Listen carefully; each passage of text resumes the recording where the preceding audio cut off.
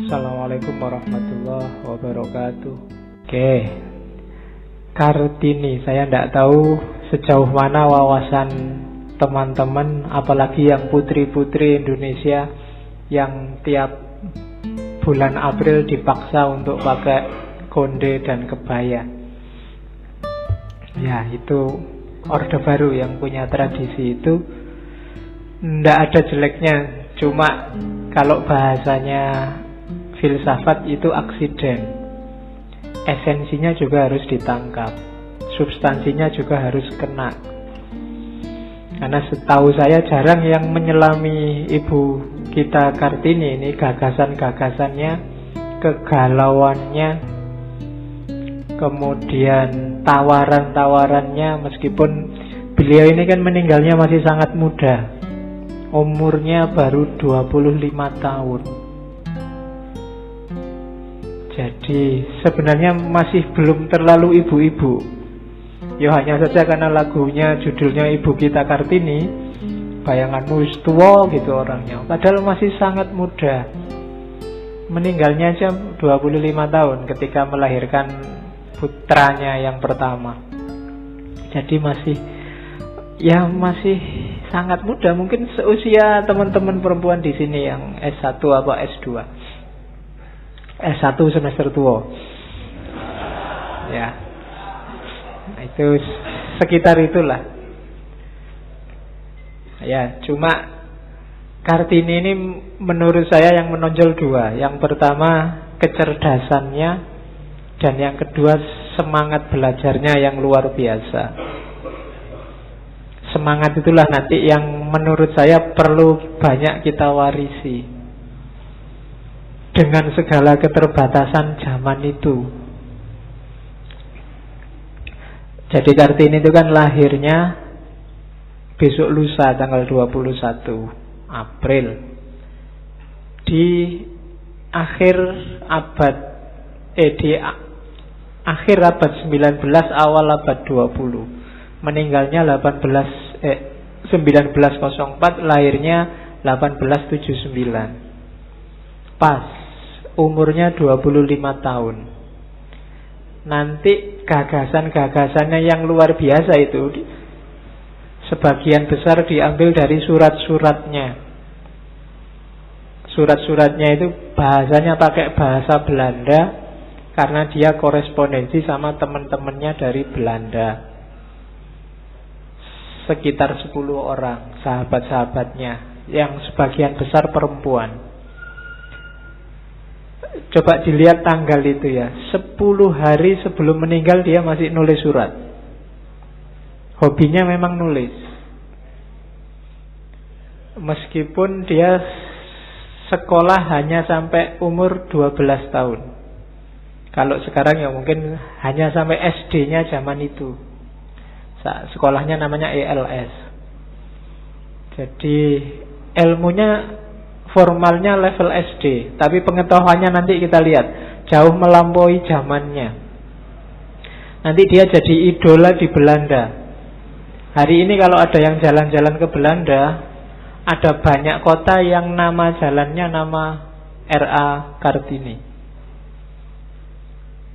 Setahu saya ada sekitar 4, termasuk di Amsterdam ada, di Utrecht ada nama jalan R.A. Kartini. Dan nanti tiap tanggal 8 Maret kalau tidak salah, itu kan hari perempuan sedunia, itu di Belanda ada penghargaan pada perempuan yang berprestasi, dan nama penghargaannya adalah Kartini Prize. Jadi penghargaan Kartini. Di sini kan kita cuma pakai konde. Kalau di sana beda cara menghayatinya. Jadi Kartini tidak cuma membangkitkan semangat perempuan Indonesia, tapi juga banyak perempuan di luar.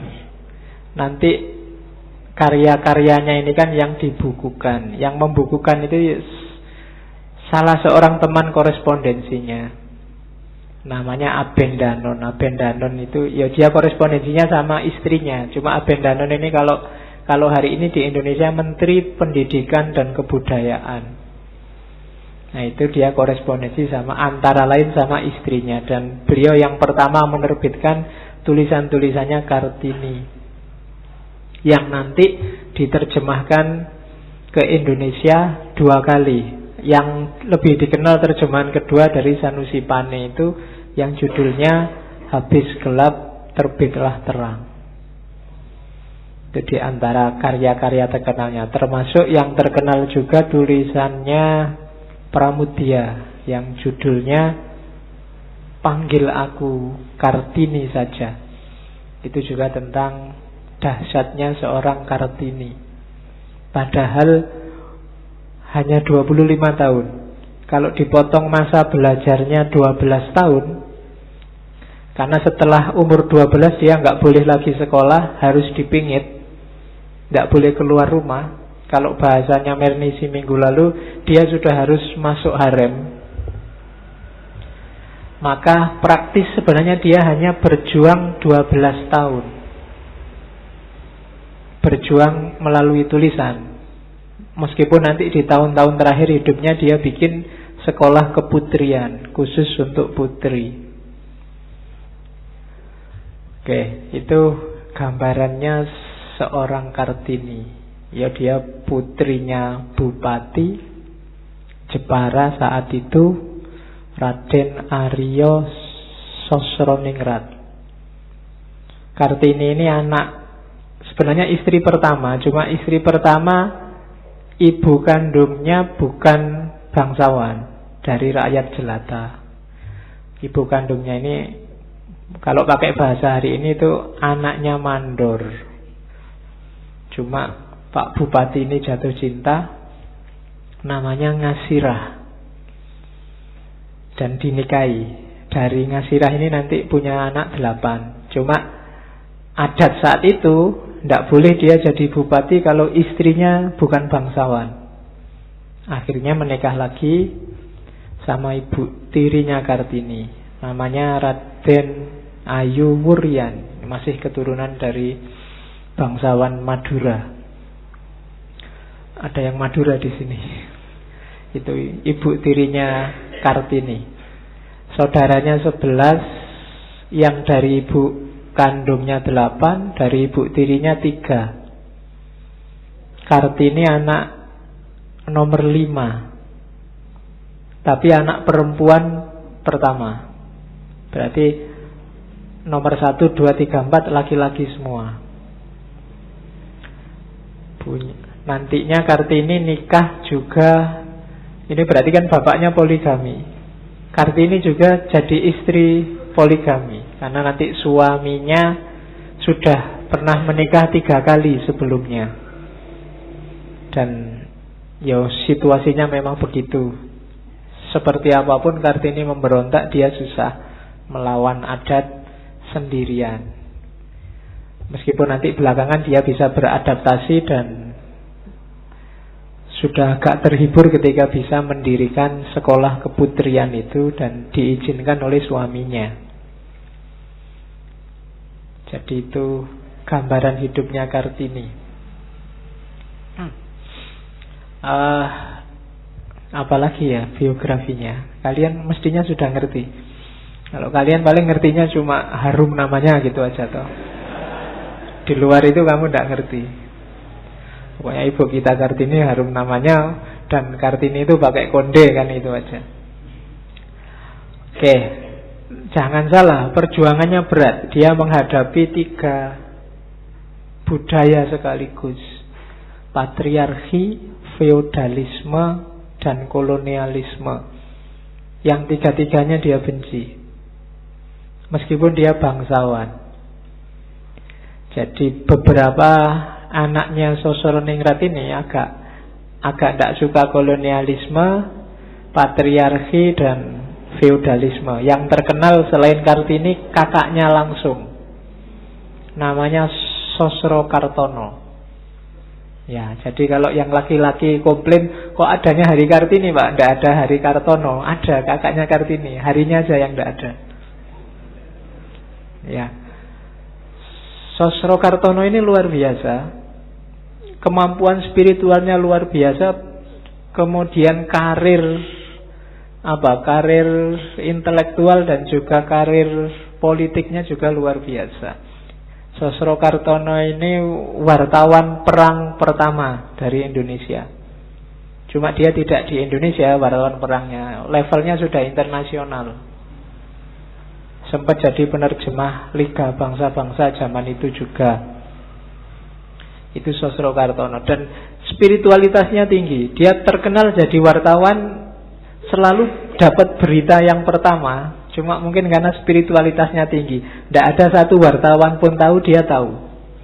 Dia terkenal kalau bahasa Jawa waskito. Waskito itu ngerti apa yang kejadian yang akan datang. Jadi kalau ada perjanjian rahasia apa gitu, wartawan yang lain ya nunggu pengumuman. Tapi kalau Sosrokartono ini dia bisa langsung menerbitkan beritanya. Itu bikin orang heran. Ini berita-berita kelas rahasia kok dia bisa menceritakan, karena memang dia punya, ya kalau bahasa Jawa ini kebatinannya tinggi. Dia orang pertama yang dikenal bisa memfoto, mungkin bukan memfoto, yang gambar Gunung Lawu dari atas sebelum ada Google. Pakai spiritualitasnya ini. Itu Sosrokartono. Nanti belakangan dia pulang ke Indonesia, tinggalnya di Bandung, mendirikan pusat pendidikan termasuk pusat pengobatan. Nanti banyak, termasuk di Pramudia sedikit-sedikit diulas tentang kakaknya Kartini ini. Dia pinter ngobati orang hanya dengan air putih. Kayak zaman sekarang mungkin kamu nganggapnya agak kiai-kiai siapa itu yang pakai air putih. Nanti ada beberapa cerita dia menyembuhkan orang itu hanya dengan nulis. Kalau bahasa Jawa pakai raja. Cuma rajanya hanya satu huruf. Hurufnya alif. Huruf alif aja satu. Itu nanti direndam di air terus diminumkan. Karena ada cerita, ada anaknya pejabat zaman itu yang dokter semua sudah nyerah, tidak bisa menyembuhkan. Tapi Sosrokartono ini datang, ngambil air putih, dikasih raja itu, diminum, dan anaknya sembuh. Itu terus Sosrokartono, termasuk salah satu tokoh kebatinan Indonesia. Sekarang ada beberapa senternya. Senter itu pusat kajiannya. Seingat saya Bandung ada, Jogja ada, Jakarta ada. Carilah bukunya yang tertarik. Itu kakak kandungnya. Dan Kartini punya hutang banyak pada kakaknya ini, karena kakaknya ini yang 29 tahun hidup di luar negeri, yang menyuplai tulisan-tulisan, majalah-majalah. Sehingga Kartini meskipun dia tidak sekolah, tapi dia selalu dapat ilmu baru, wawasan terbaru, berita terbaru tentang dunia. Itu yang bikin dia cerdas.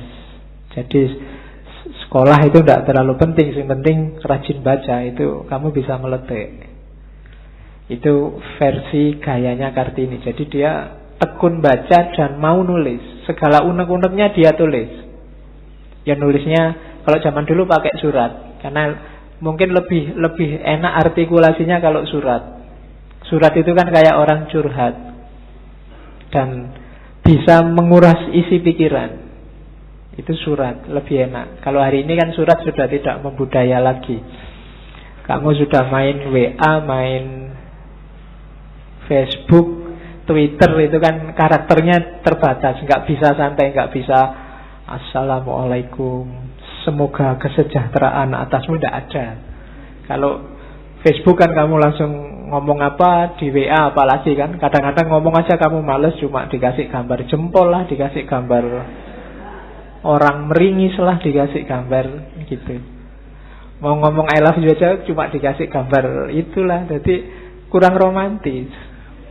Kalau surat itu kan enak, kamu nulis. Zaman dulu mahasiswa zaman saya nggak ada Twitter, nggak ada HP, ya kalau mau nembak pakai surat, ditulis. Nanti sudah mau selesai, bagian belakangnya keliru, wah keliru, ganti lagi. Jadi satu surat bisa menghabiskan separuh buku surat itu. Keliru dibalik lagi, terus disisipkan di buku, bukunya dipinjamkan. Nah nanti yang pinjam buku, lo ada suratnya, dibaca, kan gitu. Ya, kalau zaman dulu gitu saya. SMA kan juga, kalau SMA itu bangku biasanya, bangkunya duduknya di mana, suratnya disisipkan di bangkunya. Pagi-pagi sekolah, loh ada surat kan gitu. Ada ceritanya. Kalau sekarang kan enggak, kamu langsung selfie, langsung phone call, langsung itu enggak seru. Kalau dulu ada ceritanya. Oke, zaman Kartini begitu, cuma dia surat-suratannya yang enggak sama yangnya, dia enggak boleh pacaran. Oke. Jadi itu Kartini, cuma orangnya cerdas, peka, punya kepedulian sosial, kritis, dan berhadapan dengan situasi yang patriarkal, feodal, dan kolonial. Selesai sudah, akhirnya dia galau dan gelisah luar biasa. Itulah kehidupan Kartini kalau dibaca dari surat-suratnya. Meskipun judulnya Habis Gelap Terbitlah Terang, sebenarnya kalau dibaca buku itu belum ketemu terangnya, masih gelap sebenarnya. Paling mentok isinya masih semangat-semangat. Pokoknya saya yakin besok Jawa akan jaya. Tapi ya belum jelas. Dia juga belum menikmati hasil perjuangannya. Sekolah keputrian juga usianya belum panjang. Tapi nanti setelah Kartini mulai muncul banyak perjuangan-perjuangan serupa. Oke, ya kontroversi banyak. Saya baca beberapa, ada yang menggugat, kok Kartini, pahlawan perempuan banyak, ada Cut Nyak Dien lah, ada Dewi Sartika, macam-macam. Ya kalau ada kritik gitu ya diiyani aja. Kalau bisa memang hari peringatan perempuan itu banyak. Ada hari Kartini, ada hari Cut Nyak Dien, ada hari Sartika. Syukur-syukur tanggal merah, biar liburnya panjang. Nggak apa-apa toh. Yuk, Kartini kan nggak merah ya, nggak apa-apa. Jadi tambahi aja banyak, nggak apa-apa wes, semuanya diperingati. Wong semuanya juga berjasa. Paling nggak, meskipun yang formal 21 April hari Kartini, ya mungkin ada hari perempuan yang lain mau kamu monumenkan juga boleh. Mungkin idolamu Cut Nyak Dien, mungkin idolamu siapa, Dewi Sartika, mungkin idolamu Rohana Kudus dan lain-lain, silahkan. Tapi yang paling tua dari segi tahun itu sebenarnya memang Kartini. Dan pengaruhnya sampai luar negeri. Dan di antara yang mengglorifikasi, membesarkan perannya Kartini untuk perjuangan itu Soekarno. Karena memang karena dia melihat ada potensi besar, semangat revolusionernya Kartini itu penting untuk revolusi Indonesia. Itu yang ada di visinya Soekarno. Meskipun zaman Pak Harto Orde Baru tidak terlalu populer selain perayaan yang sama-sama pakai konde dan jarit. Cuma visi besarnya Kartini sering kita lupakan. Oke, malam ini kita hidupkan lagi kegalauan dan semangatnya Kartini. Tidak cuma untuk perempuan, untuk laki-laki juga. Kalau yang Kartini aja bisa luar biasa, apalagi yang Kartono. Ya. Oke, bismillah, kita lihat. Yang pertama patriarki. Itu saya cuplikkan situasinya perempuan, kondisi perempuan Jawa yang ideal dari seratnya Ronggo Warsito. Ronggo Warsito ini hidup beberapa puluh tahun sebenarnya sebelum Kartini. Kartini ini kalau Jawa ya dia di era Hamengkubuwono ke-7. Ya, sekitar itu. Atau Pakubuwono ke-12. Itu syairnya Ronggo Warsito. Perempuan itu yang ideal, ia harus setia pada laki-laki, syarat pertama. Syarat kedua, perempuan ideal rela dimadu. Loh, iyalah. Ya enggak apa-apa toh.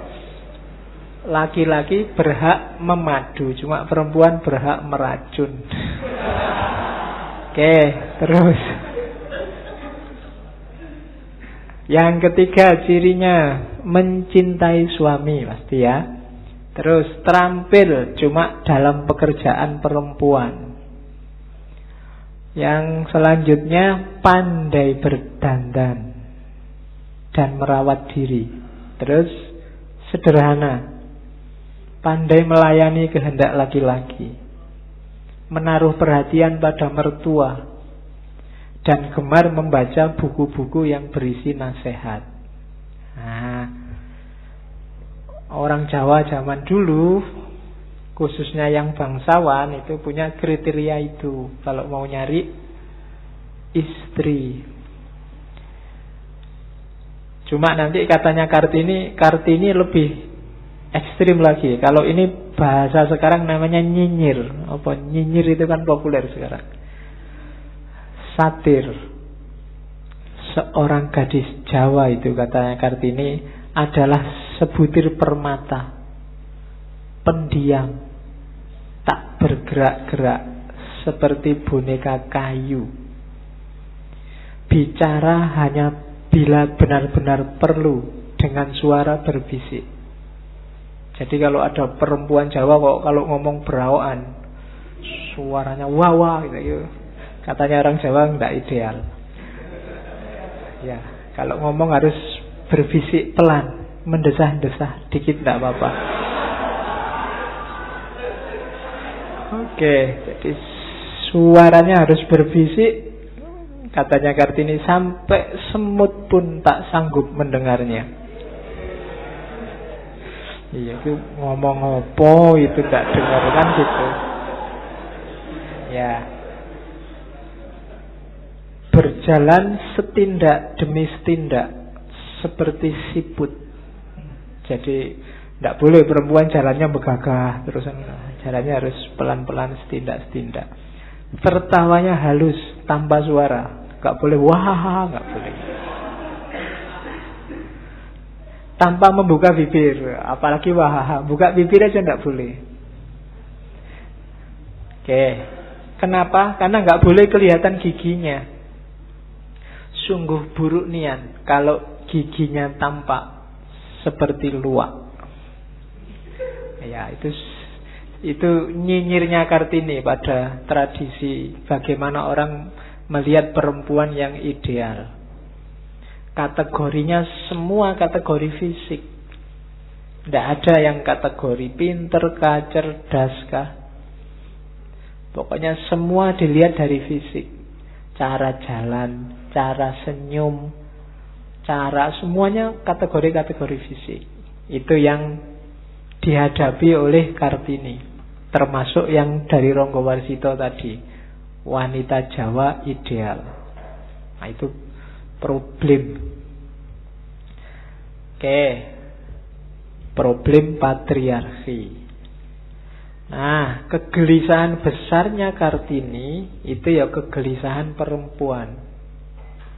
Khususnya sebelum dia menikah. Nanti setelah dia menikah, mungkin karena dia dipoligami juga, awalnya dia berontak, lama-lama adaptasi, jadi perjuangannya geser, tidak lagi memberontak poligami tapi memberdayakan perempuan. Itu kegelisahannya Kartini. Perempuan Jawa itu yang bikin Kartini galau, tidak punya jalur lain dalam hidupnya selain kawin. Titik. Tidak bisa dibayangkan perempuan jadi apapun selain jadi istri. Termasuk perempuan bangsawan. Dan ini agak ironis sebenarnya, karena Jawa kuno itu perempuan tidak sampai segitunya. Hindu kuno misalnya, Jawa sekitar abad ke-6 Masehi, itu kan ada raja perempuan. Ratu, bukan raja ya kalau perempuan. Ratu Sima itu dari kerajaan Kalingga. Dan sukses besar, terkenal keadilannya, terkenal kesejahteraannya. Bahkan nanti beberapa pelancong Cina juga mengenal kerajaan dengan ratu perempuan ini. Kalau dalam bahasa Cina disebut kerajaan Holing. Ceritanya bahkan begitu adilnya sampai orang berbuat jahat aja nggak berani. Ada cerita ada raja dari mancanegara yang ingin ngetes apa benar sih kerajaan Kalingga itu adil, orang tidak mau berbuat salah. Jadi satu ketika dia bawa kantong isinya emas. Kantong ini ditaruh di perempatan, kayak perempatannya masjid itu, taruh di tengah-tengah situ. Dia ingin lihat ada yang nyentuh enggak. Ditunggu 1 hari, 2 hari, 3 hari, tidak ada yang nyentuh. Akhirnya dia pulang. Dan emas di kantong itu tetap ada di situ sampai 3 tahun. Ceritanya begitu. Jadi ada emas keleleran 3 tahun. Tidak bayangkan ya di sini kalau di perempatan itu ada. Yang punya masih ada mungkin sudah hilang emasnya. Itu sampai 3 tahun. Sehingga sampai ceritanya satu ketika ada putra mahkota, anaknya Ratu Sima sendiri, iseng, emas itu disentuh-sentuh, disenggol-senggol pakai kakinya. Ada yang lihat, terus dilaporkan. Sidanglah Ratu Sima dan para pejabatnya. Tidak boleh, ini barangnya orang, tidak boleh ada yang boleh nyentuh. Ternyata yang nyentuh putra mahkota. Dan akhirnya diputuskan karena barang meskipun nggak diambil tapi disentuh, karena nyentuhnya pakai kaki, maka hukumannya adalah potong kaki. Dan itu di sejarah banyak diceritakan. Itu Ratu Sima, perempuan. Jadi ketika ada tradisi semacam itu Kartini prihatinnya luar biasa. Kok sekarang perempuan tidak dipercaya jadi apapun selain jadi istri. Satu-satunya jalan, katanya Kartini, bagi gadis Jawa, terutama bagi kalangan ningrat, adalah perkawinan. Sebenarnya seandainya begitu toh tidak masalah juga. Tapi apa yang terjadi dengan perkawinan yang mula-mula oleh Tuhan ditentukan sebagai tujuan tertinggi bagi wanita? Perkawinan semestinya merupakan panggilan suci, telah menjadi semacam jabatan. Kenapa Kartini nganggap jabatan? Jabatan yang harus dikerjakan dengan syarat-syarat yang merendahkan dan mencemarkan bagi wanita-wanita kita. Yo kayak tadi, ada parameter-parameter, kriteria-kriteria, kemudian kalau sudah nikah ada tugas-tugas wajib yang harus dilakukan. Ini kayak jabatan. Atas perintah bapak atau paman atau kakaknya, seorang gadis harus siap untuk mengikuti seorang laki-laki yang tidak pernah dikenalnya. Jangankan pacaran, kenal aja ndak. Yang tidak jarang telah mempunyai istri dan anak-anak. Seringkali malah begitu. Apalagi di kalangan bangsawan. Apalagi yang nanyain levelnya bangsawan, yang ditanyakan orang biasa. Itu jawabannya tidak mungkin tidak, pasti ya. Pendapatnya tidak ditanya, ia harus nurut saja.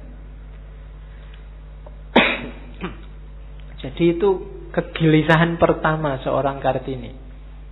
Dia protes. Kok perempuan hanya bisa jadi itu? Toh kita sama-sama manusianya. Tidak boleh jadi yang lain. Itu pun di situ dia posisinya serba kalah. Jangankan bantah, komentar aja tidak boleh. Pokoknya harus manut yang laki-laki, bapaknya, kakaknya, atau pamannya. Itu yang dikomplain oleh perempuan. Meskipun nanti dengan sangat terpaksa Kartini harus jadi istri yang juga dipoligami. Itu kalimatnya Kartini waktu dia mau dinikahkan. Saya putus asa dengan rasa pedih, perih. Saya puntir-puntir tangan saya menjadi satu. Apa ya, membayangkannya mungkin dia pokoknya gelisah. Tangannya dipuntir-puntir sendiri. Sebagai manusia saya merasa seorang diri, tidak mampu melawan kejahatan berukuran raksasa itu. Dan yang, alangkah kejamnya. Terus dia ngeritik, dilindungi oleh ajaran Islam. dan dihidupi oleh kebodohan perempuan. Yang muslim nggak boleh tersinggung. Ya, karena kan memang seringkali justifikasinya poligami itu kan pakai dalil. Dihidupi oleh kebodohan perempuan yang jadi korbannya. Meskipun nanti belakangan Kartini baru sadar sebenarnya Islam itu tidak sekejam itu.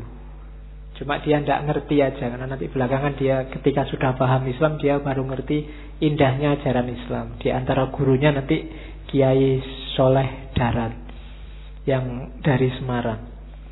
Saat aku membayangkan mungkin satu nasib akan menimpa saya, suatu siksaan yang kejam yang bernama poligami itu, saya tidak mau. Mulutku menjerit, hatiku mengembangkan jeritan itu ribuan kali. Ini surat pada istrinya Van Kool, pejabat Belanda saat itu. Jadi suara hati Kartini yang memberontak saat mau dipoligami. Jadi di titik ini terlihat bahwa Kartini punya semangat revolusioner yang besar, berhadapan dengan tradisi, berhadapan dengan situasi yang menurutnya tidak rasional. Dan ini jauh melampaui zamannya. Terus, kenapa kok bisa begitu? Katanya Kartini, tidak usah kita herankan lagi. Apa sebabnya nafsu laki-laki memikirkan dirinya sendiri saja? Bila kita ingat bahwa laki-laki itu sejak semasa kecilnya sudah dilebih-lebihkan daripada anak perempuan.